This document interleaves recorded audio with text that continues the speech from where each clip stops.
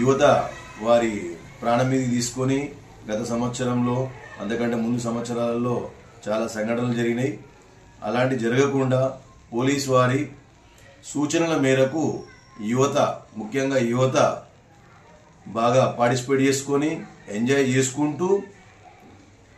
వారు ఇబ్బంది పడకుండా పక్క వాళ్ళని ఇబ్బంది పెట్టకుండా ఈ నూతన సంవత్సర సెలబ్రేషన్ జరుపుకోవాలని కోరుకుంటూ, అదేవిధంగా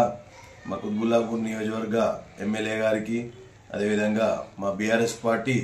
శ్రేణులందరికీ, కార్పొరేటర్లకి, కౌన్సిలర్లకి, పార్టీ అధ్యక్షులకి, అదేవిధంగా ప్రతి ఒక్క కార్యకర్తకి, నాయకులకి ముఖ్యంగా తెలియజేసేది ఏమిటంటే నూతన సంవత్సర సెలబ్రేషన్స్ మంచితనంగా, అంటే మంచి వాతావరణం జరుపుకోవాలనేసి కోరుకుంటూ అందరికీ ప్రత్యేకంగా నూతన సంవత్సర శుభాకాంక్షలు తెలియజేసుకుంటున్నాను.